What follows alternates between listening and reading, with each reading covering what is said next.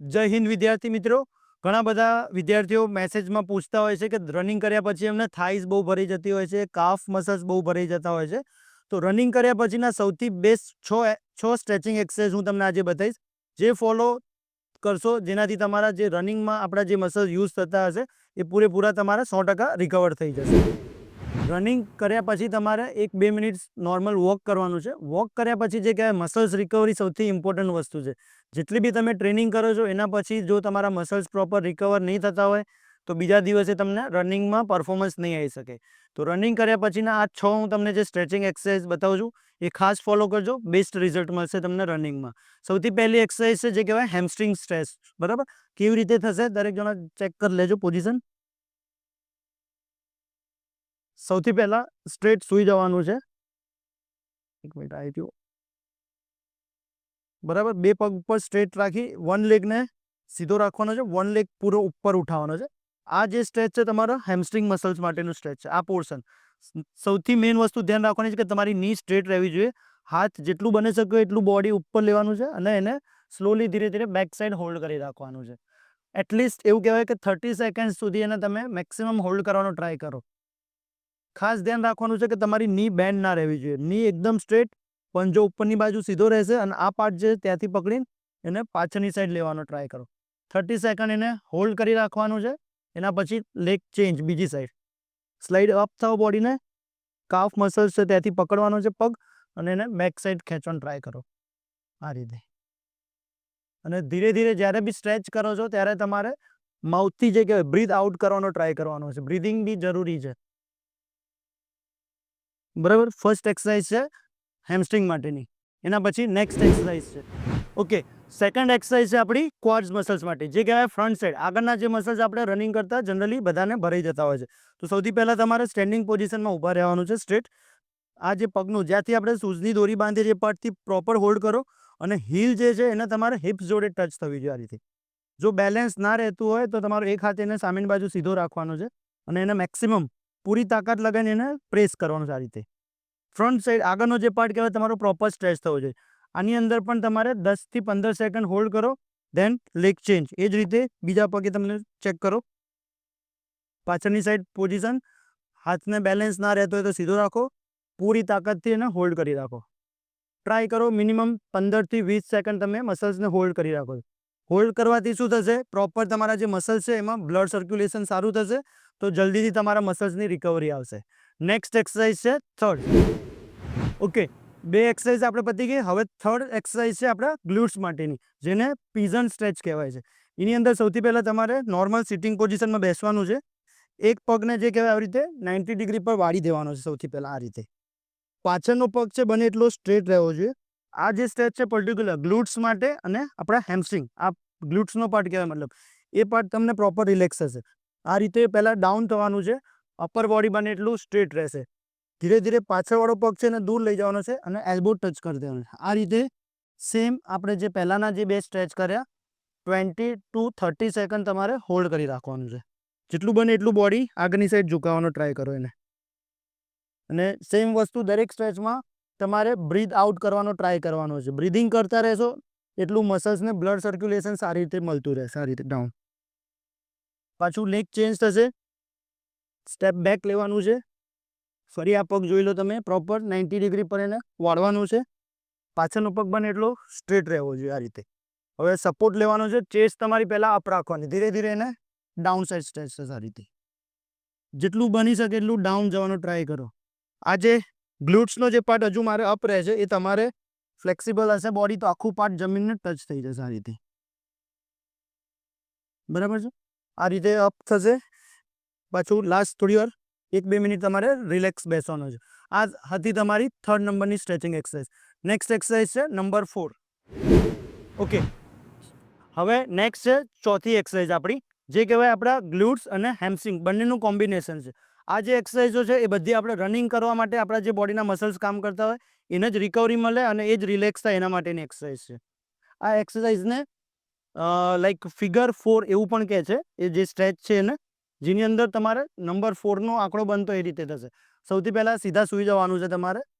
બરાબર, ફર્સ્ટ જે કહેવાય વન લેગ છે તમારે એને નીની ઉપરની સાઈડ મૂકવાનો છે આ રીતે.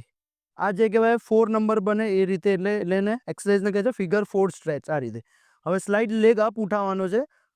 થાઈઝ જે છે આપણી એની વચ્ચેથી તમારે 2 હાથથી એને પગને પકડવાનો ટ્રાય કરો. હવે તમારો ટાર્ગેટ છે કે આ નીનો જે પાર્ટ છે એ આપણા જેટલો બને એટલો ચેસ્ટ જોડે નજીક આવે એવી રીતે એને ખેંચવાનું છે. માથું નીચે રાખવાનું. સેમ આની અંદર પણ 20 સેકન્ડ જેવું એને હોલ્ડ કરી રાખો. આ જે છે એની અંદર આ પાર્ટ જે કહેવાય પાછળનું ગ્લુટ્સ જે કહેવાય આપણા અને હેમસ્ટ્રિંગ મસલ્સ તમારા પ્રોપર સ્ટ્રેચ થશે. રેડી? 5 to 10 સેકન્ડ એને હોલ્ડ રાખો આવી રીતે. 1 2 3 4 5. આ મેં અત્યારે 5 સેકન્ડ કર્યું, એવું આપણે 20 સેકન્ડ હોલ્ડ રાખવાનું. સેમ વસ્તુ લેગ ચેન્જ, બીજા પગે ઉપર, પગને સ્લાઇડ ઉપર ઉઠાવવાનો, ઇનર થાઈથી એને પકડવાનો છે પગને અને ધીરે ધીરે એને બેક સાઈડ પાછળની બાજુ લેવાનો ટ્રાય કરો. જેટલું બની શકે એટલું તમે ટાઈટ એને પાછળની બાજુ ખેંચશો.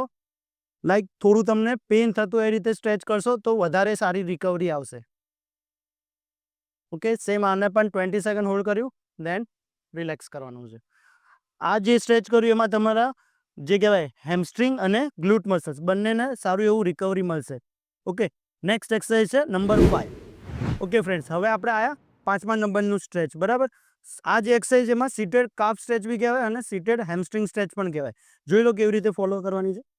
નોર્મલ સિંગલ લેગ તમારે બેસી જવાનું છે. એક પગને જે કહેવાય આપણા પ્રોપર થાઈઝ જોડે ટચ કરી દેવાનો છે. ઘણા બધા વિદ્યાર્થીઓ એક્સરસાઇઝ કરતા હશે પણ પ્રોપર કેવી રીતે થાય એમને ખ્યાલ નથી હોતો. તો સૌથી પહેલાં એની પોઝિશન તમે ચેક કરો. આ જે પગ છે થાઈઝ જોડે ટચ કરી દીધો. સેકન્ડ, બોડીને સ્લાઇડ બ્રીથ અપ કરીને તમારે બેક સ્ટ્રેટ કરવાનો ટ્રાય કરવાનો છે. જેટલું બને એટલું કમરથી તમારી પોઝિશન સ્ટ્રેટ રહેવી જોઈએ. આ જે કહેવાય કાફ મસલ્સ નીચેના જે છે અને આ જે કહેવાય નીચેના છે ને હેમસ્ટ્રિંગ મસલ્સ કહેવાય. તો બંને આની અંદર સ્ટ્રેચ થવા જોઈએ તમારા. બરાબર? સૌથી પહેલાં આને ટોને પકડવાનો ટ્રાય કરો અને આ જે છે એને પાછળની બાજુ ખેંચો. જેવું તમે આ પગને પકડીને આમ ખેંચશો એટલે સીધું કાફ સ્ટ્રેચ થશે. નીચેનો જે પાર્ટ છે તમારો એ જોઈ લો આ રીતે અને એને આ રીતે એને પાછળની બાજુ લેવાનો ટ્રાય કરો. ઘણા વિદ્યાર્થીઓ એવા હશે કે કદાચ એમનું બેલી ફેટ વધારે હશે કે એમનું ફ્લેક્સિબિલિટી લેવલ કદાચ ઓછું હોય તો કદાચ ટચ ના કરી શકતા હોય. તો એમના માટે શું કરવાનું છે? લાઈક બોડીને અપ કરો, સ્લાઇડ બ્રીથ આઉટ કરો એન્ડ ટચ. ફરી પાછું અપ, બ્રીથ આઉટ, પાછું ટચ, ફરી આ રીતે અપ. અને જે લોકો આરામથી પકડી શકે છે તે લોકોએ હોલ્ડ કરવાનું છે પંજો અને એને પાછળની બાજુ આવી રીતે ખેંચવાનો ટ્રાય કરો. આની અંદર કાફ અને હેમસ્ટ્રિંગ બંને સરસ રીતે સ્ટ્રેચ થશે આ રીતે 2 હાથથી. ઓકે, 10-15 સેકન્ડ આ કરી. સેમ વસ્તુ સાઈડ ચેન્જ, બીજી બાજુ બેક સ્ટ્રેટ રાખવાની છે. પગનો પંજો જેટલો બને એટલો સૌથી પહેલાં એને દબાવો. જો હું જે રીતે પકડી શકું છું આવી રીતે એને પાછળની બાજુ લિફ્ટ કરવાનું. જમીનથી થોડી હીલ ઉપર થશે. 5 સેકન્ડ પકડો, પાછું રિલેક્સ કરો. ફરી 5 સેકન્ડ એને ખેંચો, પાછું રિલેક્સ કરો. તો જે વિદ્યાર્થીઓના કાફ મસલ્સમાં તકલીફ છે એ 100% એને રિકવરી થશે અને વધારે આગળ ઝૂકશો તો હેમસ્ટ્રિંગ પણ સ્ટ્રેચ થશે. આ રીતે ડાઉન. Same 5 second hold. 1 2 3 4 5. પાછું એને રિલેક્સ કરો. ફરી રીતે ડાઉન. 1 2 3 4 5. પાછું રિલેક્સ. ઓકે, આ રીતે કરશો તો પ્રોપર હેમસ્ટ્રિંગ અને કાફ સરસ રિલેક્સ થઈ જશે અને રિકવરી પણ બહુ સારી થશે. ઓકે, નેક્સ્ટ એક્સરસાઇઝ છે આપણી લાસ્ટ એક્સરસાઇઝ 6 નંબરની. ઓકે, 5 એક્સરસાઇઝ આપણે ચેક કરી લીધી. હવે લાસ્ટ એક્સરસાઇઝ વધી છે જે છે ડાઉનવર્ડ ડોગ. આ એક્સરસાઇઝનું પણ મેઇન પર્પઝ છે આપણું હેમસ્ટ્રિંગ અને કાફ રિકવરી માટેનો છે. બરાબર? કેવી રીતે ફોલો થશે જોઈ લો. સૌથી પહેલાં શોલ્ડર જેટલા લેગ તમારે ઓપન કરવાના છે. બરાબર? બ્રીથ આઉટ કરીને બોડી તમારે ડાઉન લઈ લેવાનું સૌથી પહેલાં આ રીતે. ઘણા વિદ્યાર્થીઓ બોડી વેઇટ વધારે હશે તો કદાચ હીલ એમની અપ થઈ જતી હશે. તો મેઇન વસ્તુ સમજો, હીલ નીચે ટચ રાખવાની છે. હાથથી આગળ જતા રહે ડાઉન. હવે ધીરે ધીરે 1 બાય 1 હીલ આ રીતે સ્ટ્રેચ કરો. હીલ નીચે દબાવો, એક પગને રિલેક્સ કરો, ફરી રિલેક્સ, અપ ડાઉન આ રીતે. એ થયા પછી તમારે એને બંને પગને હોલ્ડ રાખવાના છે અને માથું ધીરે ધીરે અંદર પ્રેસ કરો. 1 2 3. આ એક્સરસાઇઝમાં હીલ અને મેઇન વસ્તુ ની ટાઈટ રહેવી જોઈએ. ની બેન્ડ થઈ જશે તો એક્સરસાઇઝની ઇફેક્ટ નહીં આવે. અને આ જે પાર્ટ છે હેમસ્ટ્રિંગ સ્ટ્રેચ થવો જોઈએ. બરાબર? એને પાછળની બાજુ હોલ્ડ. આમાં પણ 20 થી 30 સેકન્ડ તમારે હોલ્ડ કરવાનું છે. બરાબર? તો પ્રોપર પાછળના મસલ્સ તમારા સારી રીતે રિલેક્સ થઈ જશે. ઓકે, તો જે પણ વિદ્યાર્થીઓ પોલીસ માટેની કે કોઈ પણ રનિંગ ટ્રેનિંગ માટેની એક્ટિવિટી કરી રહ્યા છે તો ઘણા બધા વિદ્યાર્થીઓના આ જે પગમાં દુખાવાનો પ્રોબ્લેમ હોય છે.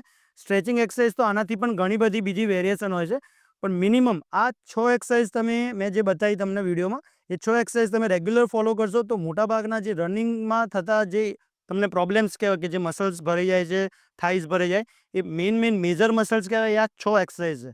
આ 6 એક્સરસાઇઝ સૌથી ઇમ્પોર્ટન્ટ એક્સરસાઇઝ છે. રેગ્યુલર એને તમે ફોલો કરો. જો તમને પગ વધારે દુખતા હોય તો આ એક્સરસાઇઝ બંને ટાઈમ તમે ફોલો કરી શકો છો. બરાબર. તો જે પણ વિદ્યાર્થીઓ તૈયારી કરતા હોય, અમારી આ યુટ્યુબ ચેનલ ઉપર રેગ્યુલર ટિપ્સ તમને આપતા રહીશું. મારું નામ છે શિવાંગ જોશી, ગાંધીનગરથી બ્રેવ લાયન્સ ફિઝિકલ એકેડમી અમારી એકેડમીનું નામ છે. જે પણ વિદ્યાર્થીઓ પોલીસની, ફોરેસ્ટની, આર્મીની કે SSC GDની તૈયારી કરતા હોય તો આ ચેનલ તમારા માટે ખાસ અગત્યની છે. સબસ્ક્રાઇબ કરી લેજો. ડેલી તમને આવા નવા વિડીયોઝ મોકલતા રહીશું.